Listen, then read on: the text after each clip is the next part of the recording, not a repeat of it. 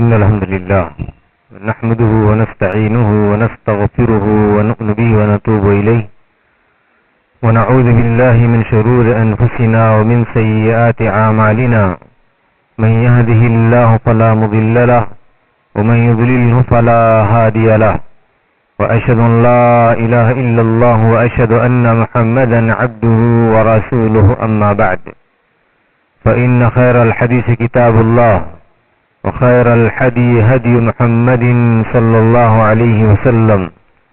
وشر الأمور محدثاتها وكل محدثة بدعة وكل بدعة ضلالة وكل ضلالة في النار. وأعوذ بالله السميع العليم من الشيطان الرجيم. بسم الله الرحمن الرحيم. يا أيها الذين آمنوا اتقوا الله حق تقاته ولا تموتن إلا وأنتم مسلمون. يا أيها الناس اتقوا ربكم الذي خلقكم من نفس واحدة وخلق منها زوجها وبث منهما رجالا كثيرا ونساء واتقوا الله الذي تساءلون به والأرحام إن الله كان عليكم رقيبا. يا أيها الذين آمنوا اتقوا الله وقولوا قولا سديدا يصلح لكم أعمالكم ويغفر لكم ذنوبكم ومن يطع الله ورسوله فقد فاز فوزا عظيما. وقال عز وجل في مقام آخر أيضا أمن يجيب المضطر إذا دعاه ويكشف السوء ويجعلكم خلفاء الأرض أإله مع الله. حمد و ثنا عظمتوں کی بریائی اور طرح کی تسبیح تحلیل اور بڑائی اللہ رب العزت کے لیے لائق اور زیبا ہے.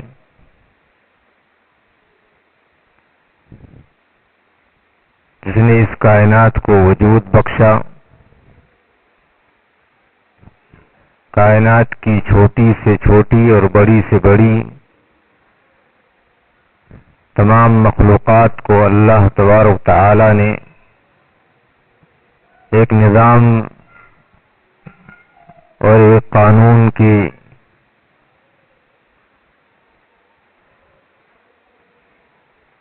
پاسداری کرنے اور اس کے مطابق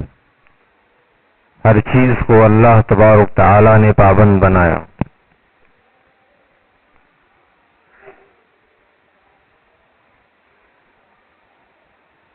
یہ دنیا اور اس دنیا کے اندر جتنی بھی چیزیں پائی جاتی ہیں سب یہ اللہ کی مخلوقات ہیں.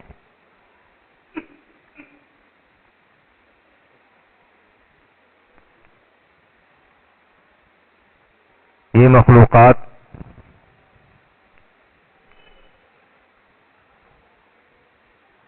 جن کو اللہ تبارک و تعالی نے انسان اور جنات کے لیے مسخر فرمایا، اور وہ اس وجہ سے کہ اللہ تبارک تعالی کی عبادت اور بندگی کے انجام دہی میں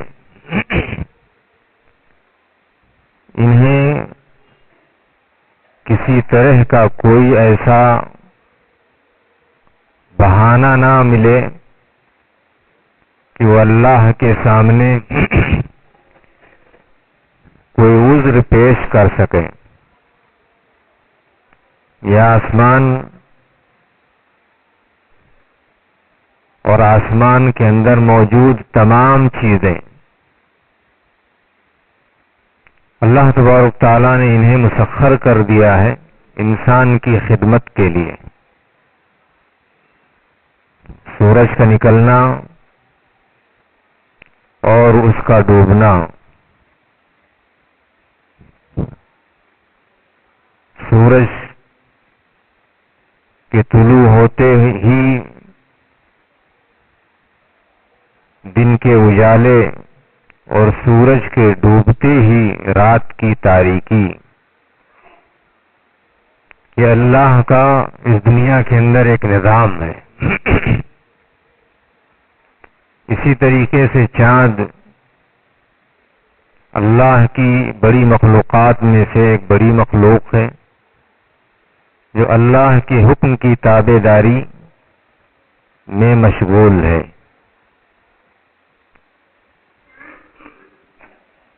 اس چاند کو بھی اللہ تبارک تعالی نے ایک حساب سے اس کو جوڑ دیا ہے، اور ہماری اسلامی سالوں یا اسلامی تاریخوں کا دار و مدار اسی چاند پر ہے۔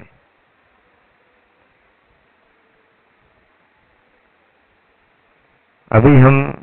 اسلامی مہینے کے دوسرے مہینے سے گزر رہے ہیں، جسے سفر یا سفر المظفر کے نام سے جانا جاتا ہے۔ آج اس کی 2 تاریخ۔ یہ مہینے انہی چاند اور سورج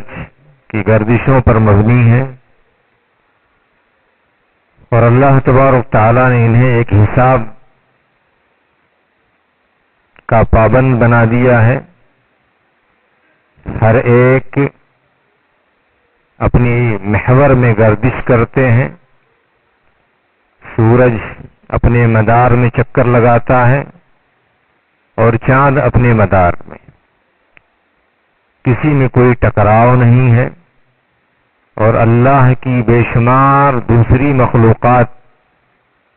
جو ستاروں کی روشنی میں، جو ستاروں کی شکل میں، سیاروں اور سیارچوں کی شکل میں آسمان میں موجود ہیں، لیکن کبھی بھی ان میں کوئی ٹکراؤ پیدا نہیں ہوتا۔ کل فی فلک یسبحون، ہر ایک آسمان میں ایسے تیر رہے ہیں، لیکن اس تیرنے میں اللہ کا نظام باقی ہے، اور اللہ کے نظام کے پابند ہیں یہ تمام سیارے، ستارے، یہ سورج، یہ چاند، اور اس کے علاوہ زہرہ، عطارد، مریخ اور بڑے بڑے سیارے جو آسمان میں اللہ تبارک تعالی نے لٹکا رکھے ہیں، یہ سب اس نظام کے پابند ہیں۔ میرے بھائیوں، کائنات کی ہر چیز کو اللہ نے انسان کے لیے مسخر کیا ہے، اور یہ اللہ کی مخلوق ہیں، اللہ کے حکم کے تابع ہیں، اللہ تبارک تعالی کے نظام کے پابند ہیں۔ انسان جو اس کائنات کی ایک مخلوق ہے، اور اسے اس حیثیت سے شرف حاصل ہے افضل مخلوق ہونے کا کہ تمام چیزیں اس کی خدمت کے لیے ہیں۔ یہ سورج انسان کی خدمت کے لیے ہے، یہ چاند انسان کی خدمت کے لیے ہے، اور یہ تمام کائنات کی چیزیں جو آسمانوں میں ہیں اور اسی طریقے سے جو زمینوں میں ہیں، یہ سب انسان کی خدمت کے لیے ہیں۔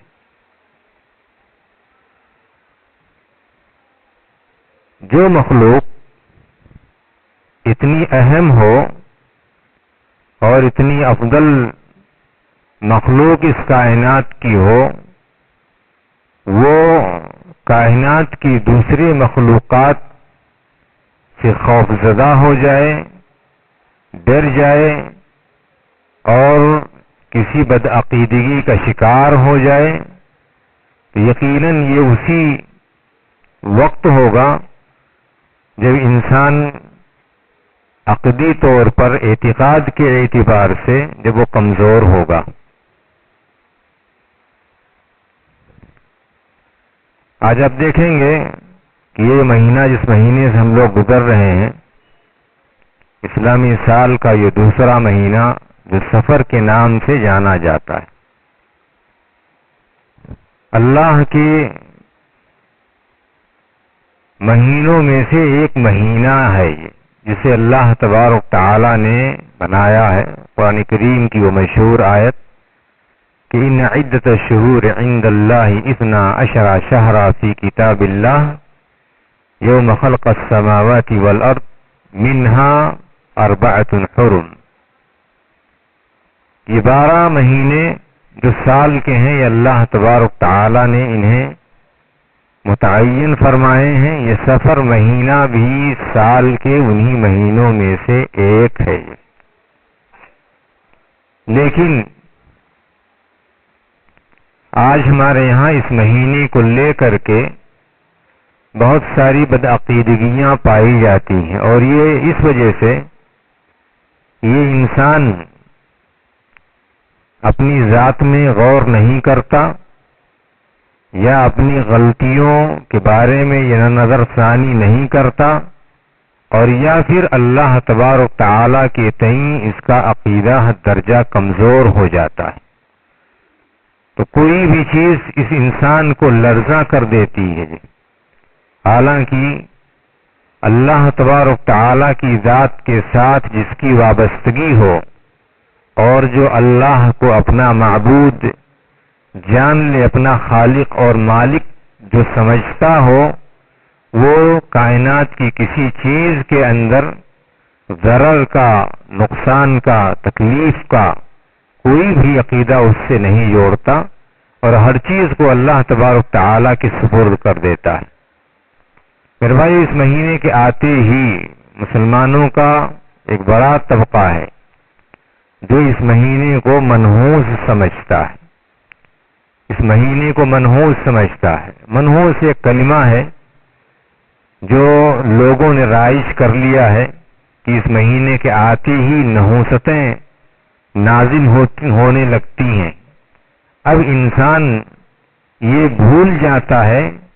کہ کائنات کی کوئی بھی چیز ادنا سے لے کر کے اعلیٰ یہ اللہ کے حکم کے تابع ہیں،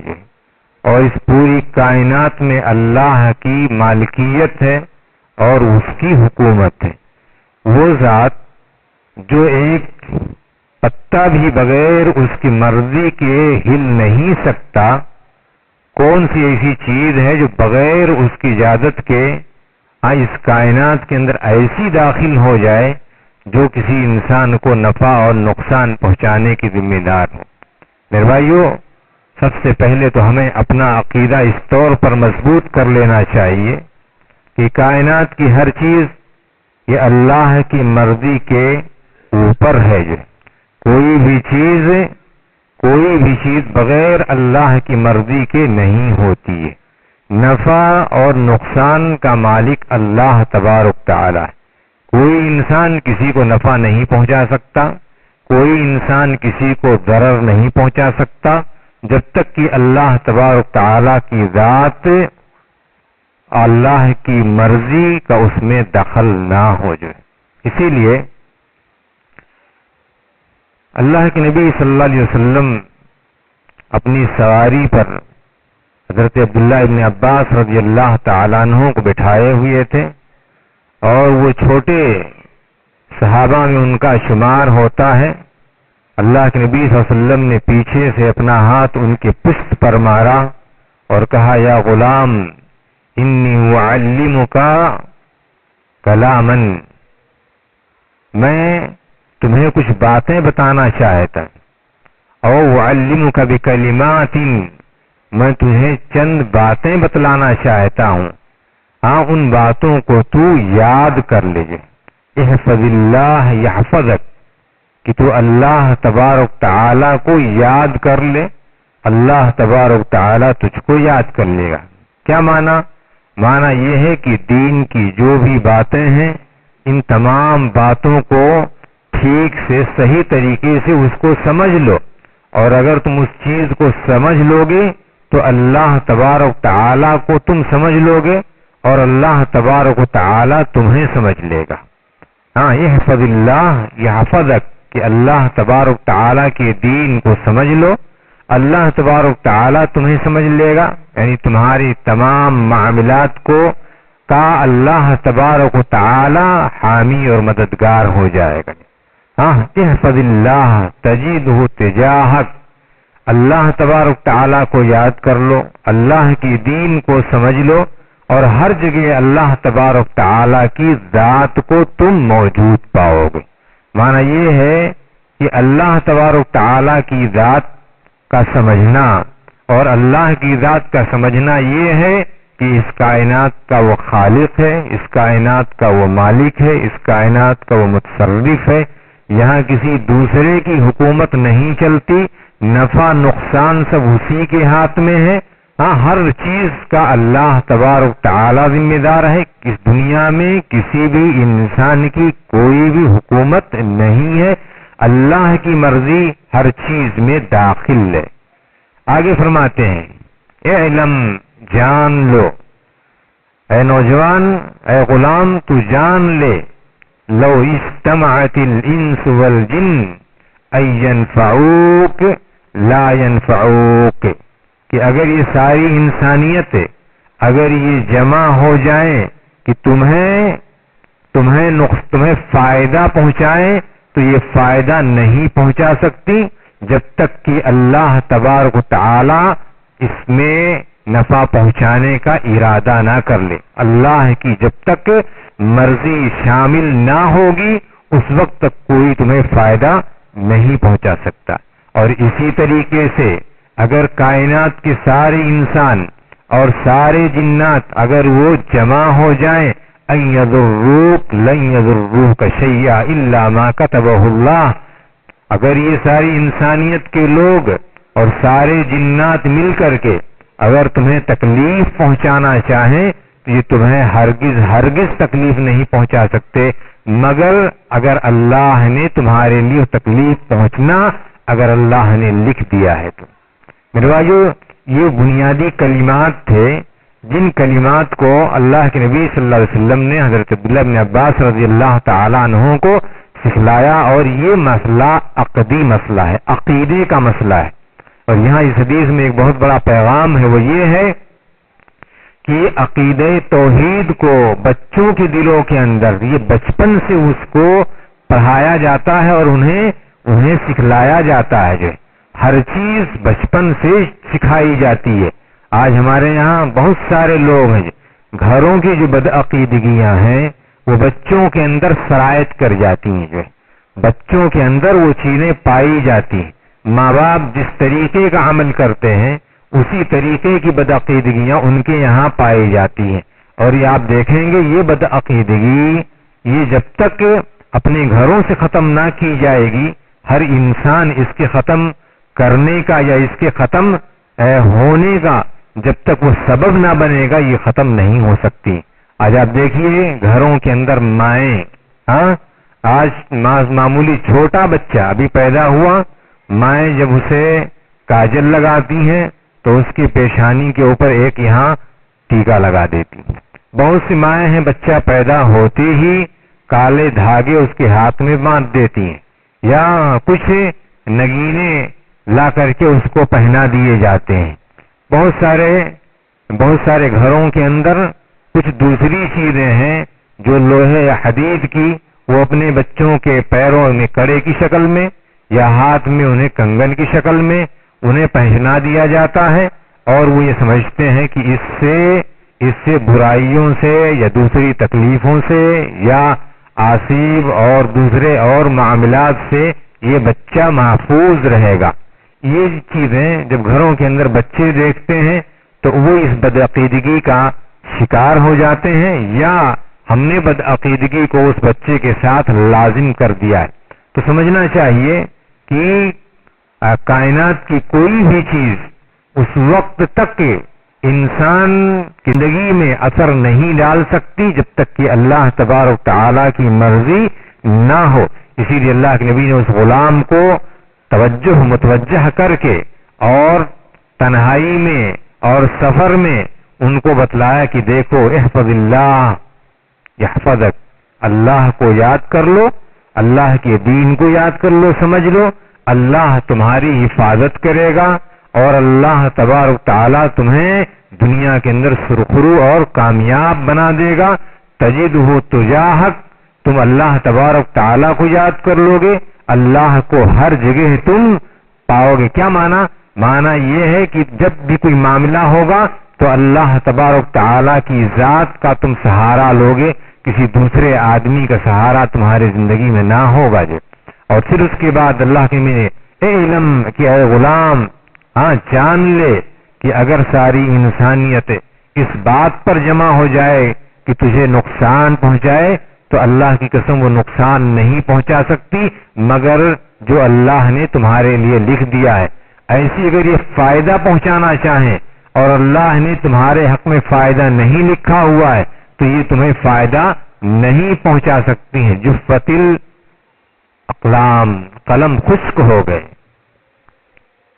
قلم خشک ہو گئے۔ معنی یہ ہے کہ یہ باتیں تمہاری مقادیر میں، تمہاری تقدیر میں یہ چیزیں لکھ دی گئی ہیں اور کوئی آدمی اس چیز کو مٹا نہیں سکتا ہے، جو اس میں کوئی اضافہ نہیں کر سکتا ہے۔ جو میرے بھائیو، اللہ تبارک تعالیٰ نے اسی عقیدے کی پختگی کے لیے قرآن کریم کی آیت قُلْ لَن يُصِيبَنَا إِلَّا مَا كَتَبَ اللَّهُ لَنَا هُوَ مَوْلَانَا، اے نبی آپ کہہ دیجئے کہ جو چیز بھی ہمیں پہنچتی ہے وہ اللہ نے ہماری تقدیر میں لکھ دیا۔ لَن يُصِيبَنَا إِلَّا مَا كَتَبَ اللَّهُ لَنَا، جو اللہ نے ہمارے لیے لکھ دیا۔ اللہ نے ہمارے لیے فائدہ لکھا ہے تو وہ فائدہ ہمیں پہنچتا ہے، ہمارے لیے جو اللہ نے نقصان لکھا وہ نقصان ہمیں پہنچتا ہے، اس میں کسی دوسرے آدمی کا کوئی دخل نہیں ہے۔ اور یہ وہ عقیدہ ہے کہ اگر یہ عقیدہ کسی انسان کے دل کے اندر اگر وہ بیٹھ جائے تو دنیا کے اندر بہت ہی حساس اور بشاس اور خوش و خرم کی زندگی گزارتا ہے، نہ وہ کوئی پریشانی اسے لاحق ہوتی ہے اور نہ ہی وہ پریشانی کے اندر بیچارہ وہ رنجیدہ اور خوفزدہ ہوتا ہے، وہ اطمینان کی زندگی گزارتا ہے اور ہر چیز کو اللہ کے حوالے کر کے وہ بہت ہی اطمینان اور سکون کی نیند سوتا ہے، اس کو کچھ بھی کوئی ضرر اور تکلیف نہیں پہنچتی۔ لیکن میرے بھائیو، آج آپ دیکھیں گے کہ دنیا میں آج اس بدعقیدگی نے انسانوں کو الجھن میں مبتلا کر دیا۔ 3 بار 4 بار اگر انسان کو چھینک آ گئی تو اس نے اب سمجھ لیا کہ اب کوئی مصیبت و پریشانی آ گئی ہے۔ کبھی انسان نے گھر کے چھت پر کوئی نادر پرندہ آ کر کے اس نے کوئی بولی لگا دی تو اس نے انسان خوفزدہ ہو گیا کہ اب تو کوئی آفت و مصیبت آنے والی ہے۔ کبھی الو آ گیا، اگر الو نے کوئی آواز لگا دی تو اب تو یہ ہے کہ اب پورے گھر والے جو ہو سب پریشانی کے عالم میں مبتلا ہو جاتے ہیں۔ راستہ جا رہا ہے، راستے میں کوئی بلی آ گئی تو انسان خوفزدہ ہو گیا، ٹھہر گیا۔ کوئی پرندہ اگر انسان کے سامنے آ گیا تو بھی خوفزدہ ہو گیا، راستہ کٹ گیا تو بھی جا رہا تھا کہ کسی آدمی کو چھینک آ گئی تو اب وہ راستہ بدل دیتا ہے یا پھر انسان اپنا ارادہ ملتوی کر دیتا ہے۔ ان تمام چیزوں کو انسان نے یہ جان لیا ہے کہ ان چیزوں کے اندر انسان کے نفع نقصان پہنچانے کا کوئی طاقت ہے۔ میرے بھائیوں، یہ کتنی بدعقیدگی ہے اور یہ کتنا برا عقیدہ ہے کہ جو ایک معمولی سے پرندے کے اندر وہ اللہ کی مخلوق ہے، اس مخلوق کو انسان نے اپنے لیے برا سمجھ لیا ہے۔ نعوذ باللہ، یہ بدعقیدگیاں زمانے جاہلیت کی تھیں اور اسی لیے اللہ کے نبی صلی اللہ علیہ وسلم نے زمانے جاہلیت کی تمام چیزوں کے اوپر پابندی لگا دی۔ لا عدوى ولا طیر ولا حام ولا سفر۔ اللہ کے نبی صلی اللہ علیہ وسلم کی لا عدوى، کوئی بیماری متعدی نہیں ہے۔ آج آپ دیکھیں اگر کوئی آدمی ٹی وی کا شکار ہو جاتا ہے تو انسان اس سے کنارہ کشی اختیار کرنے لگتا ہے اور اس سے دوری اختیار کرنے لگتا ہے۔ دیکھیے، کسی بھی مرض کے اندر، کسی بھی مرض کے انتقال میں، یعنی ایک جگہ سے دوسری جگہ میں اس مرض کے جانے میں اگر کوئی چیز ہے، اگر بذات خود اگر اس مرض کے اندر اگر طاقت ہوتی تو گھر کے سارے افراد اس چیز میں ملوث ہو جاتے، مبتلا ہو جاتے۔ اور دوسری چیز یہ ہے کہ یہ بیماری اگر آئی تو کہاں سے آئی ہے، انسان ان تمام مسائل، ان تمام چیزوں کے بارے میں غور خوض نہیں کرتا ہے اور نہ ہی وہ سوچتا ہے۔ آپ کو معلوم ہوگا کہ اللہ کے نبی صلی اللہ علیہ وسلم کے زمانے میں ایک آدمی آیا اور کہا کہ میرے اونٹ کو کھجلی ہو گئی ہے۔ اللہ کے نبی صلی اللہ علیہ وسلم نے فرمایا کہ بھئی تمہارے اونٹ کو کھجلی ہو گئی ہے، تو یہ بتاؤ کہ پہلے اونٹ کو جس کو کھجلی آئی ہے اس کو کہاں سے آئی ہے یہ؟ یعنی گویا کہ یہ کھجلی کا وجود کسی اونٹ سے ہوا، ایسا یہ بدعقیدگی ہے انسان کی، جو انسان ایسا تصور کر لیتا ہے۔ لیکن اسلام میں منع بھی کیا گیا ہے اس چیز سے کہ ایسے لوگوں سے کنارہ کشی اختیار کی جائے، ان سے دور رہا جائے، اور اس دور رہنے میں اسلام کی جو حکمت ہے وہ حکمت یہ ہے کہ کہیں انسان اس بدعقیدگی کا شکار نہ ہو جائے کہ یہ متعدی مرض ہمارے گھر کے اندر فلاں کے ذریعے سے آئی ہے، اور یہ انسان کے عقیدے کے خراب ہونے کے لیے یہ بہت بڑا سبب ہے اور بہت بڑا ذریعہ ہے۔ تو میرے بھائیو، آدمی کو چاہیے کہ اپنا عقیدہ مضبوط اور مستحکم کر لے، اللہ کی ذات پر بھروسہ رکھے، وہی تمام بیماریوں سے شفا یاب کرنے والا ہے، اور ہر چیز جو انسان کو پہنچتی ہے وہ اللہ کی مرضی سے پہنچتی ہے۔ کوئی آدمی اس چیز میں سبب نہیں بن سکتا۔ اگر کوئی آدمی سبب بنتا تو میں کہتا ہوں کہ کائنات کے سارے لوگ بیچارے سب کے سب یہ مریض ہی ہوتے، جو ہے کوئی شفا یاب نہ ہوتا۔ اور اگر کسی انسان کے اندر نفع نقصان کی پہنچانے کی کوئی بات ہوتی تو ہر کوئی آدمی کسی آدمی کو ہمیشہ بیماری میں مبتلا رکھتا۔ اس وجہ سے ہمیں چاہیے کہ یہ جو فاسد عقیدہ ہے اور حد درجہ گھناؤنا عقیدہ ہے، اس عقیدے سے اپنے آپ کو اور اپنے ذہنوں کو اور اپنے معاشرے کو اور اپنے گھروں کو اس سے پاک کر لینا چاہیے۔ کسی بھی مہینے کے اندر، کسی بھی دن کے اندر، یہ مہینہ اللہ کا مہینہ ہے اور یہ سال اللہ کے بنائے ہوئے سال ہیں، ان کے اندر کسی طرح کی کوئی نحوست اور بدشگونی نہیں ہے۔ اسی لیے لا عدوى ولا طیرہ ولا سفر ولا حامہ، ان کی کوئی حیثیت نہیں ہے۔ اسلام کے اندر ہر چیز اللہ کی مرضی کے مطابق چلتی ہے۔ اس کائنات کا ایک نظام ہے، اس نظام کے تحت سب چیزیں واقع ہوتی ہیں۔ یہ سورج کا نکلنا، چاند کا نکلنا، ان کا ڈوبنا، اور رات و دن کا آپس میں ایک دوسرے کے اندر ایک ترتیب وار آنا اور جانا، راتوں کا گھٹنا، دن کا بڑھنا، رات کا گھٹنا، یہ سب اللہ کا نظام ہے۔ سردی، گرمی، برسات، یہ سب مہینے ہیں جو اللہ تبارک تعالیٰ نے بنائے ہیں۔ اسی لیے نچھتر کا جو عقیدہ ہے، یہ عقیدہ بھی برا عقیدہ ہے، بد عقیدگی ہے کہ نہیں یہ فلاں نچھتر آیا تو اب بارش ہوگی، جیسا کہ دیہاتوں کے اندر سنا جاتا تھا۔ تو میرے بھائیو، یہ عقیدہ قرآن کا کہ قل لن یصیبنا الا ما كتب اللہ لنا هو مولانا، آدمی اس عقیدے کو سمجھ لے اچھی طریقے سے۔ اللہ فرماتے ہیں کہ اے نبی آپ کہہ دیجئے قل لن یصیبنا، ہرگز ہمیں نہیں پہنچتی ہے، نہیں پہنچ سکتی ہے، قل لن یصیبنا الا ما كتب اللہ لنا، مگر یہ کہ جو اللہ تبارک تعالیٰ نے ہمارے لیے لکھ دیا ہے۔ جو مصیبت، پریشانی، تکلیف تجارت میں اور کسی بھی معاملے میں جو اللہ تبارک تعالیٰ کی طرف سے ہوتی وہی ہوتی۔ کسی انسان کے اندر کوئی بھی نفع نقصان پہنچانے کی طاقت نہیں ہے۔ تو اس مہینے کو منحوس نہ جانا جائے، اس مہینے کو آدمی منحوس نہ سمجھے۔ اسی وجہ بہت سارے لوگ شادیاں کرنا بند کر دیتے ہیں، شادیاں نہیں کرتے ہیں، اور مختلف طرح کی بدعات اور خرافات میں ان کا احاطہ نہیں کرانا چاہتا کہ وہ کیا کیا بدعاتیں اس مہینے میں انجام دی جاتی ہیں، اور بدعت بھگانے کے لیے کیا کیا چیزیں لوگوں نے ایجاد کی ہیں جن کا شرع میں کوئی ثبوت نہیں ہے، نہ ہی شریعت مطہرہ میں کہیں اس کا عطا پتہ ہے۔ میرے بھائیو، اس لیے ہم سب کو اس بات کو بہت ہی اچھی طریقے سے سمجھ لینا چاہیے۔ دوسری بات یہ ہے کہ اگر اللہ تبارک تعالیٰ کی طرف سے کسی انسان کو کوئی مصیبت، کوئی پریشانی اگر لاحق ہو جائے، چاہے وہ جسمانی ہو، چاہے وہ مالی ہو، یا کوئی اور طرح کی تکلیف ہو، تو پھر اس کا ازالہ اگر کرنے کے لیے اللہ تبارک تعالیٰ کی ذات سے ہمیں وابستگی کرنی چاہیے، اللہ تبارک تعالیٰ سے اپنا رشتہ جوڑنا چاہیے۔ معمولی چیزوں کے اندر بھی صحابہ کرام رضوان اللہ علیہم اجمعین، اللہ کے نبی صلی اللہ علیہ وسلم، اللہ تبارک تعالیٰ کی ذات سے وہ وابستگی رکھتے تھے۔ جو کوئی بھی مصیبت ہو، انسانی ہو، جسمانی ہو،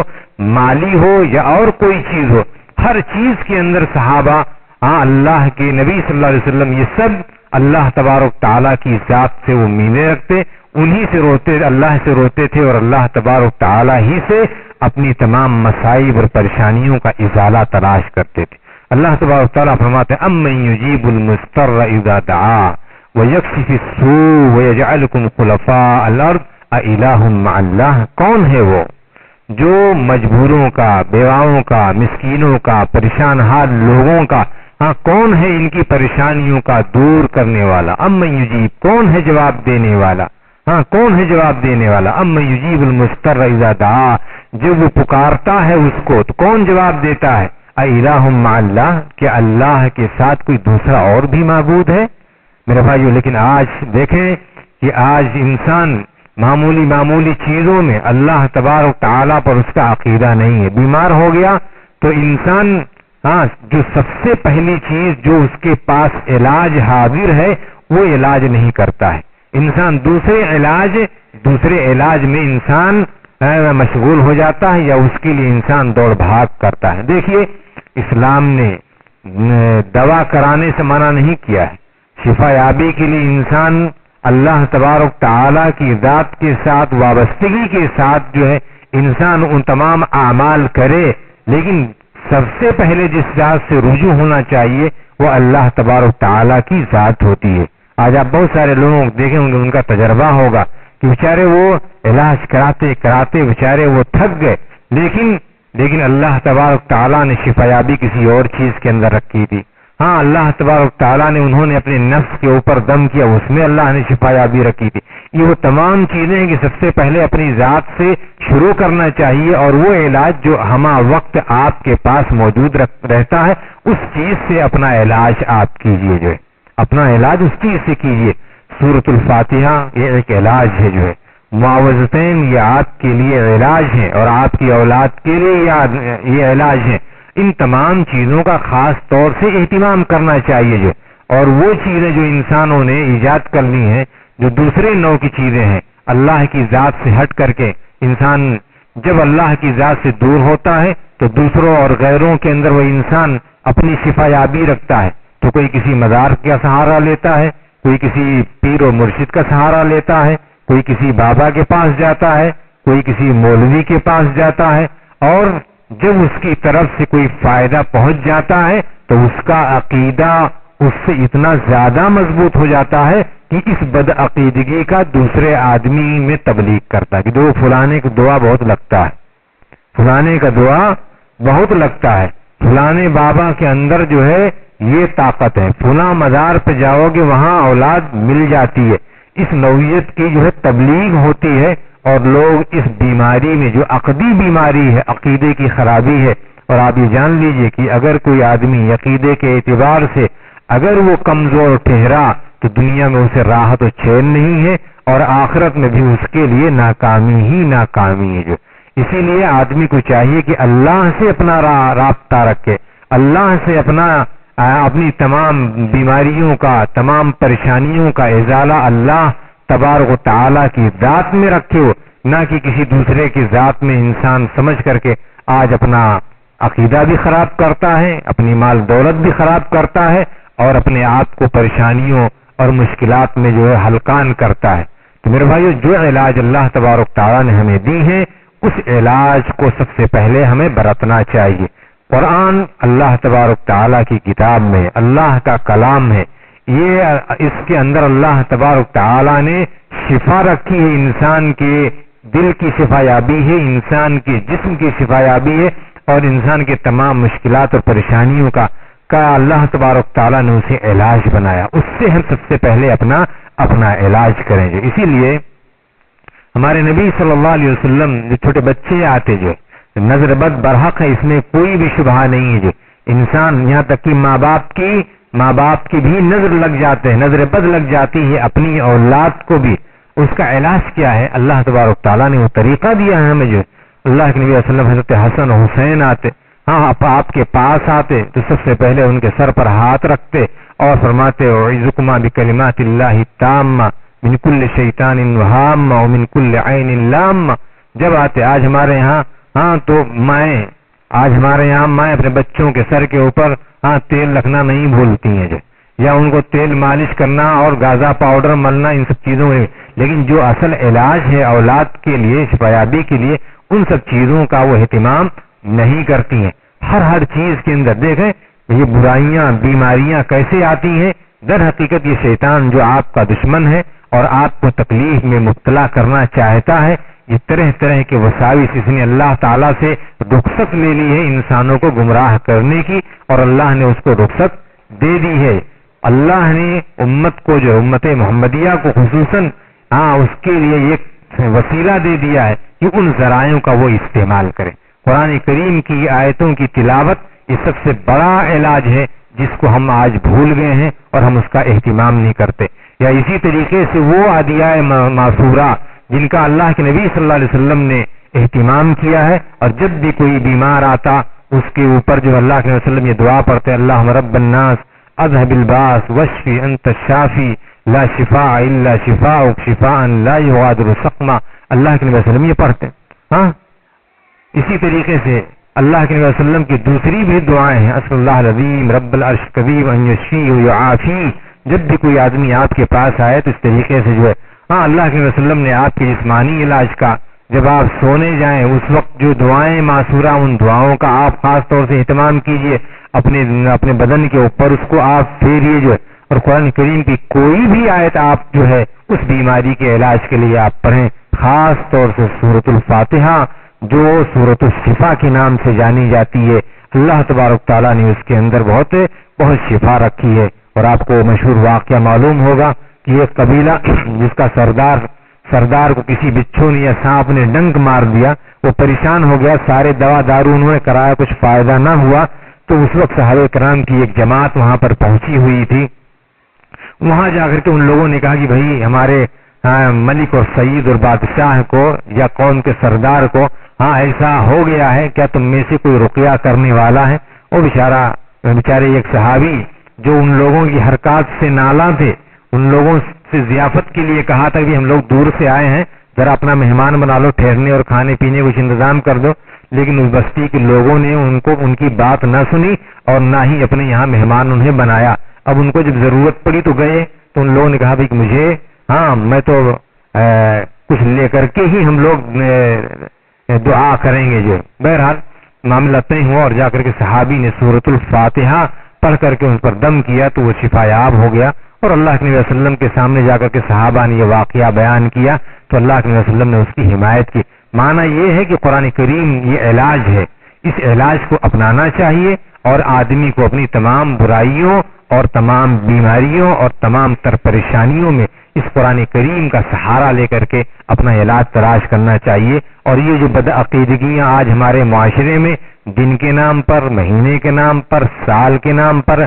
شکلوں کے نام پر، جانوروں کے نام پر، گھڑیوں کے نام پر، مختلف طرح سے انسانوں نے اس میں بدشگونی سمجھ لی ہے، اس کی کوئی حقیقت نہیں ہے۔ اللہ کے نبی کی حدیث کی روشنی میں لا عدوى ولا طیر ولا حام ولا سفر، اس کی کوئی حقیقت نہیں ہے۔ اس وجہ سے ہم اللہ کی ذات میں بھروسہ رکھیں، اور ہر بیماری اللہ کی طرف سے اور ہر شفا یابی اللہ کی مرضی سے ہوتی ہے، اسی وجہ سے اللہ سے اپنا رابطہ استوار رکھیں۔ اللہ تبارک تعالی ہمیں توفیق دے کہ ہم دین کو سمجھیں اور دین کے مسائل کو ہم جانیں، خصوصیت کے ساتھ عقیدے سے متعلق جو چیزیں ہیں انہیں ہم جاننے کی کوشش کریں، اور اپنے سماج اور معاشرے میں خاص طور سے اپنے گھروں میں اس کا رواج عام کرنے کی ہم کوشش کریں۔ اللہ ہمیں خیر کی توفیق عطا فرمائے۔ وآخر دعوانا الحمدللہ رب العالمین، وأقول قولي هذا واستغفر الله ربي من كل ذنب فاستغفروه إنه هو الغفور الرحيم۔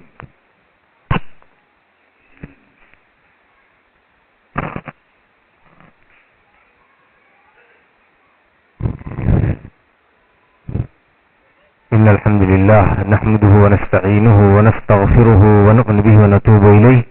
ونعوذ بالله من شرور أنفسنا ومن سيئات أعمالنا، من يهده الله فلا مضل له ومن يضلل فلا هادي له، وأشهد أن لا إله إلا الله وأشهد أن محمدا عبده ورسوله، أما بعد، اللهم صل على محمد وعلى آل محمد كما صليت على إبراهيم وعلى آل إبراهيم إنك حميد مجيد، اللهم بارك على محمد وعلى آل محمد كما باركت على إبراهيم وعلى آل إبراهيم إنك